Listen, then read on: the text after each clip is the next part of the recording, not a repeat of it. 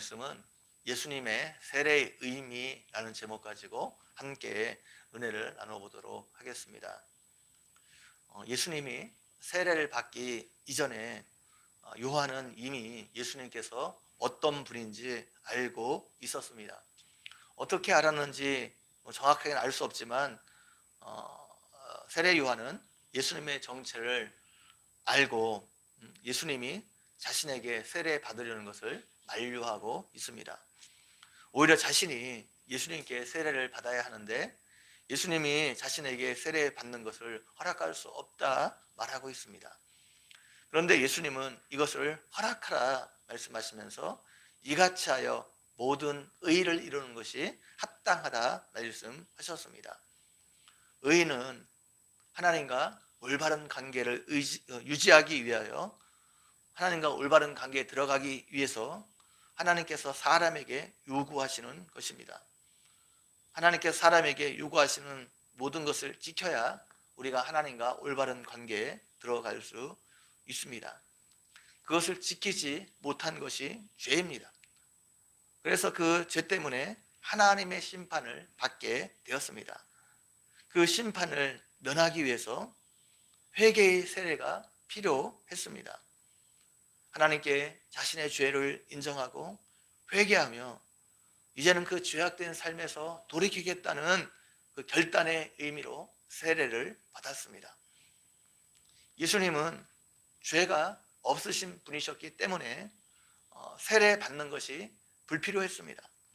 그럼에도 불구하고 오늘 예수님께서 세례를 받으시려 하는 이유가 무엇입니까?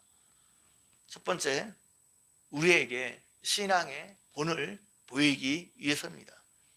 신앙생활이라는 것은 우리가 예수님의 삶을 따라가는 것입니다. 예수님이 가신 길을 본받아 살아가는 삶입니다. 그래서 예수님께서 세례 받는 것이 불필요했지만 우리에게는 세례 받는 것이 절대적으로 필요합니다. 그래서 우리에게 신앙의 본을 보여주기 위해서 예수님께서 세례를 받으셨습니다.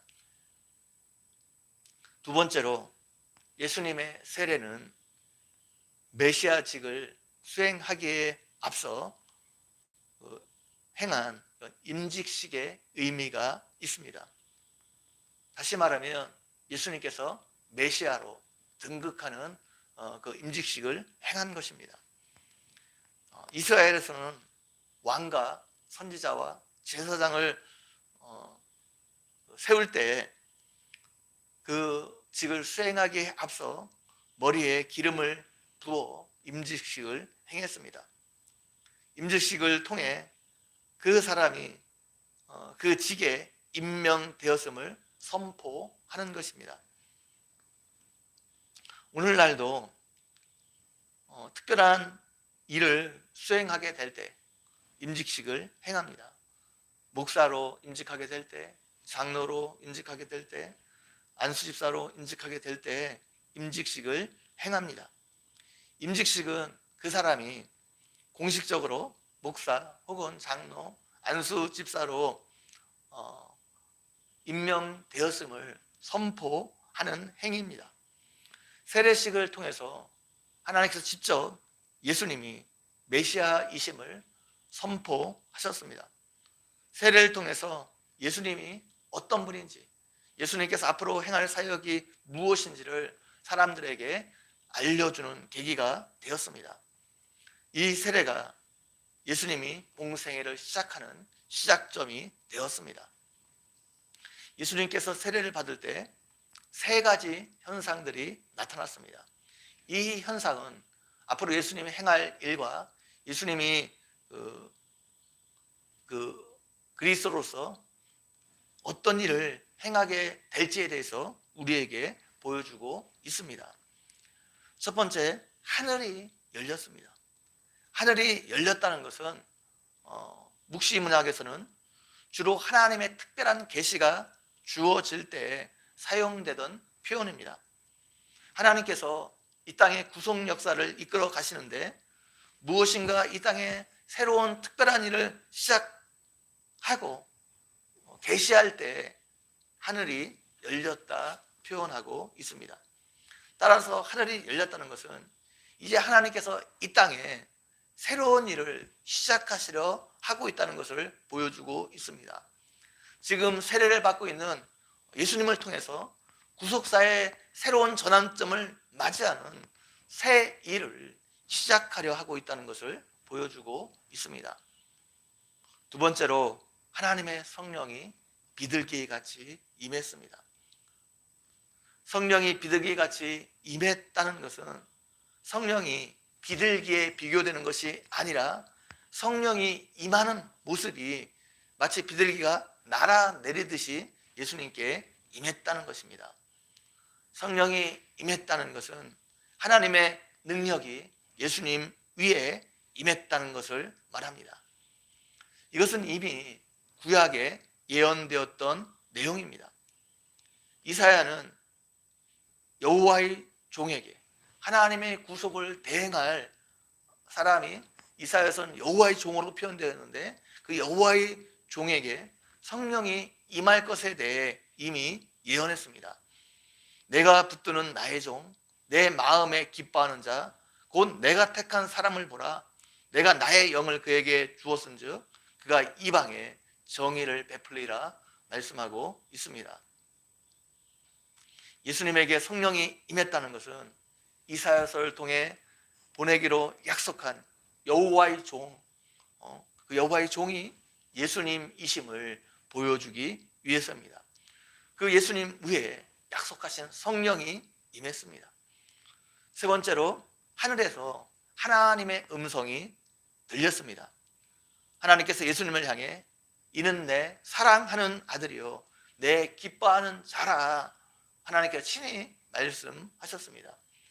이 음성의 배경은 시편 2편 7절과 이사야 42장 1절의 말씀입니다.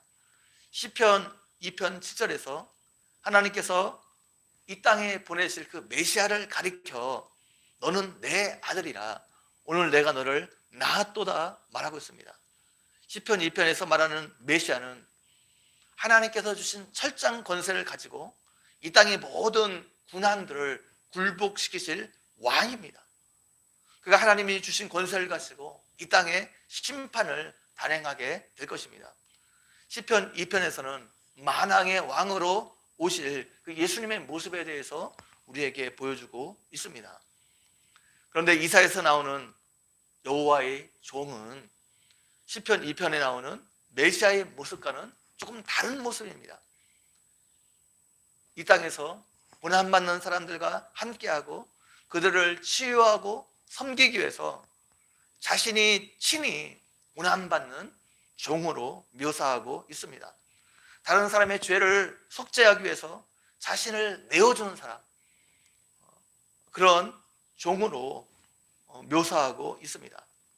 그래서 하나님은 예수님께서 그 메시아직을 행하시면서 한편으로는 만왕의 왕인 하나님의 아들이지만 동시에 우리의 죄를 속죄하기 위해서 고난 당하게 될 메시아라는 것을 이 음성을 통해 말해주고 있는 겁니다. 예수님은 만왕의 왕이셨지만 이 땅에 메시아직을 수행하기 위해서 고난을 당하셨습니다. 그 고난을 성령의 능력으로 이길 수 있었습니다. 예수님의 사역은 분명히 권세가 있었습니다. 또한 그의 사역을 통해서 많은 고난 당하시는 모습을 볼 수 있습니다. 마지막에는 십자가의 죽으심으로 우리의 죄를 위해서 고난 당하신 그런 메시아의 모습을 볼 수 있습니다. 예수님을 믿는 우리들은 예수님을 따라가는 사람들입니다. 우리에게 주어진 사명을 감당함에 있어서 영광도 있겠지만 분명히 하나님께서 주시는 영광이 있습니다. 그러나 분명히 그 사명을 감당함에 있어서 고난도 있을 것임을 우리에게 보여주고 있습니다. 그럼에도 불구하고 예수님께서 성령의 능력으로 고난을 이기시고 묵묵히 사역을 감당해 나간 것처럼 우리들도 성령 충만을 받는 것이 필요합니다. 그럴 때 우리가 주어진 사명을 감당함에 있어서 우리에게 임하는 고난을 넉넉히 이겨나갈 수 있는 겁니다.